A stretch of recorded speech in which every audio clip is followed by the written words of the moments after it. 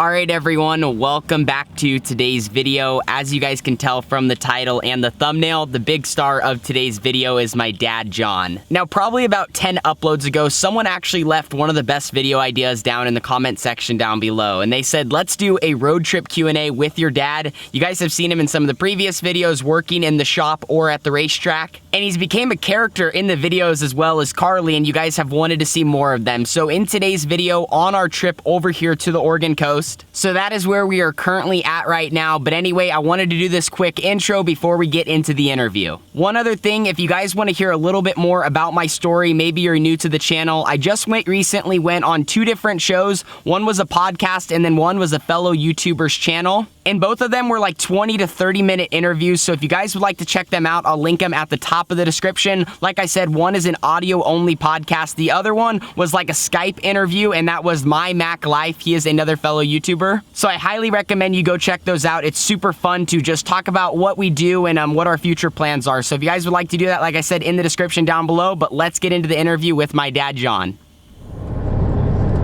All right, you ready?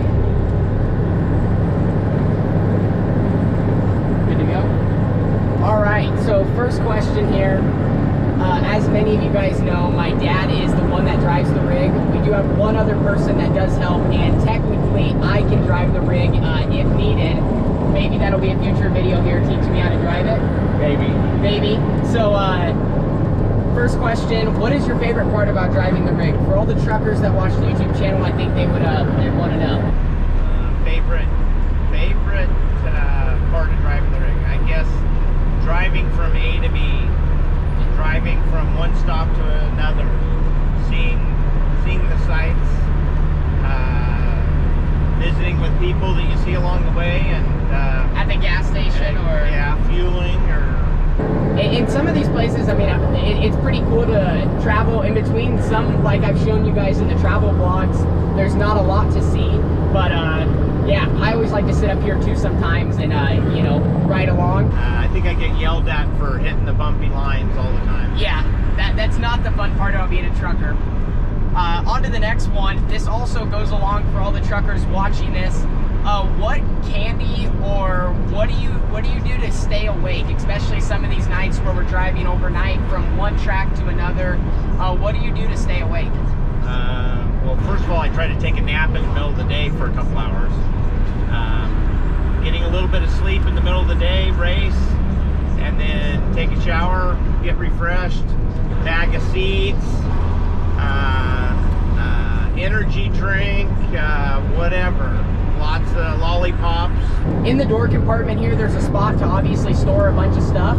And usually, if you dig through my dad's side, you have the Spits, Mike and Ike's, Dots, hot tamales. That's probably the regular. Maybe, what are the fireball things you like? They're fireballs. The little fireballs. So there's a candy store literally in my dad's door compartment. So maybe if you guys are ever at the races, you'll have to see that. So now we're going to kind of move on from the trucker topic onto some of the recent events that we've done. As you guys know, if you've been following us, we just recently went on ASCS Sprint Week in August, and then our big trip in September was heading back to the Jesse Hockett Daniel McMillan Memorial at the Lucas Oil Speedway. So from your point of view, can you guys just kind of give them perspective on what the experience was like from you watching, getting to be at these new places? It was a fast trip out there. We did it in about 36, 38 hours, roughly. Both times. Did it in 2 days. Getting to the track, I mean, all these tracks are out in the middle of nowhere. So you go through a big city, and 2 hours later, you're out in the sticks. So yeah. Lucas Oil, beautiful place. One of the nicest places we've ever been to. As far as racing, and the facility is just phenomenal, and I mean, it was an experience to pull into that track in the middle of the night and see how big it is. Just be there, really. Yeah, Lucas Oil was a lot of fun.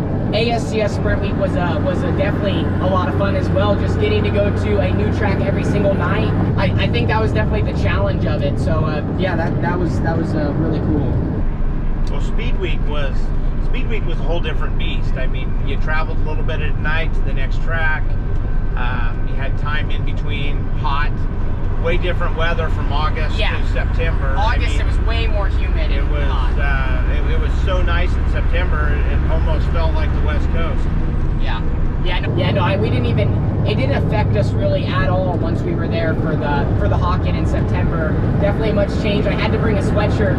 If we ever go back there and we're back in the Midwest during any of the summer months, I'm not even going to bother packing pants or a sweatshirt. You don't need it. Hey, one of the things about the trucking and driving, you guys that all go out there and travel every day, new front tires all the time on your rigs. Absolutely. So new tires all the way around. I preach that.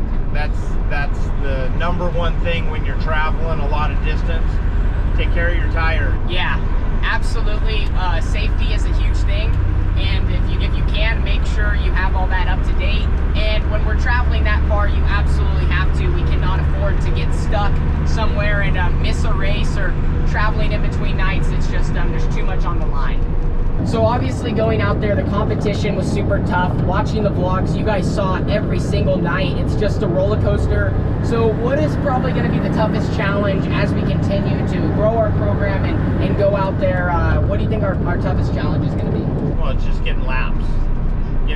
This whole COVID thing this year messed it all up. But I mean, we got to get laps in order for us to get better, in order for us to come along. And we've came a long way this year and only running 20 some races.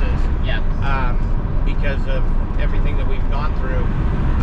But we have got the opportunity to race a good amount in a good amount of races in a short amount of time. Short amount of time, and now the season's almost over. So, but you know, it's just getting laps and learning how to set the car up for the different situations that we occur, you know, on a nightly basis when you're running these different tracks. I mean, you got almost a half mile, and then you go to a quarter mile or less. I mean, some of these tracks in the Midwest are tiny. Yeah, very small for sure. So I think in total this year, I was counting it up, I think we've been to about 10 to 12 different tracks. At the end of the year, depending on if we maybe go somewhere else to finish off 2020, I'll let you guys know the final total. But what has been your favorite track, facility-wise or racetrack or surface that we saw out of all the different places that we've been? I think the nicest track overall is the Lucas Oil track.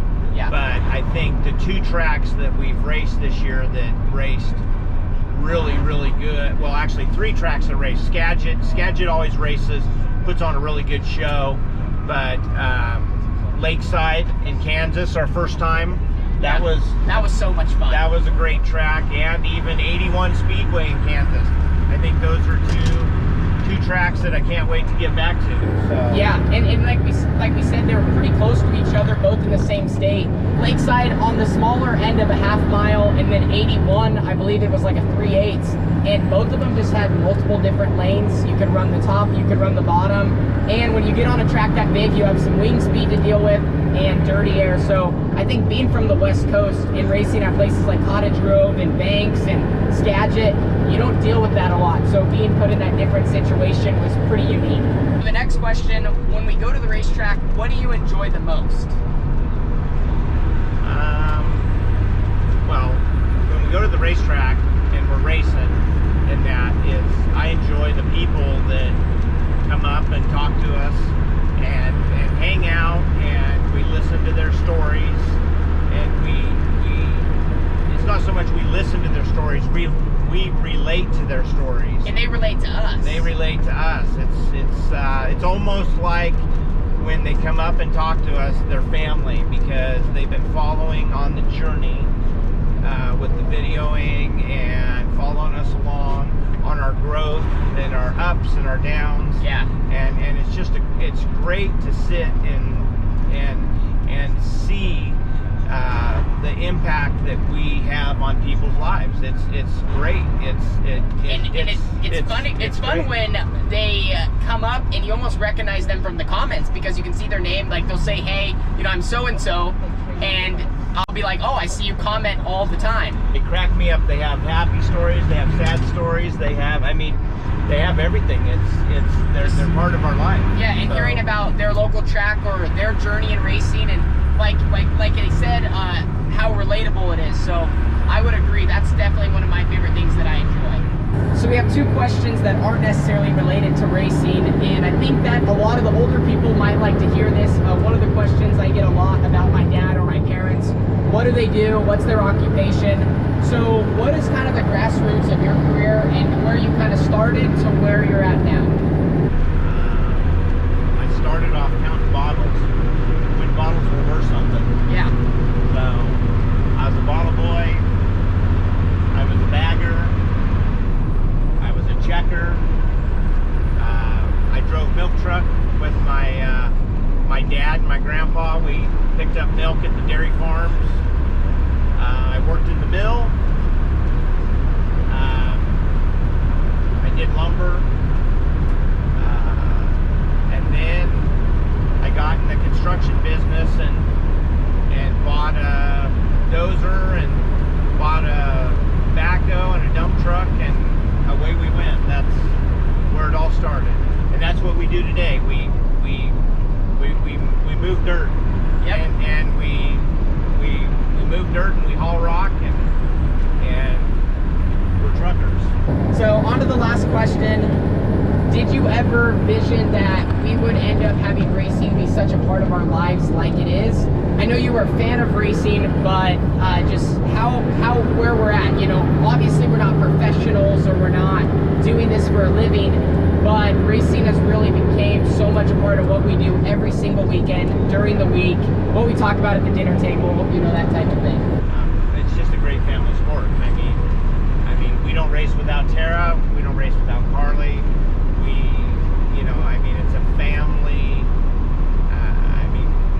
Someday that probably will change, but it's something we never thought we would do, and I never thought we would be doing it. And we bought one part, and all of a sudden we're here where we're at. Yeah, it amounts to who you meet along the way. It's your part of your journey. Yeah. It's the journey, and that's what Mom always says. And we're just along for the ride. Yes, absolutely. The good Lord will take us wherever He wants to take us. So. Absolutely. That my mom always says that. I probably have it on GoPro one time or another, but before every race, usually if I'm pretty nervous or it's a big show, we always like to say this race doesn't define who you are, but it's just a part of you. So I would agree with that. Well, that's all I got for the questions today. Right now, like we said earlier, we are trucking along to the Oregon coast for our annual camping trip. I want to thank you guys so much for watching today's video. Dad, thanks for taking a little bit of time here while we're trucking along. Keep me awake.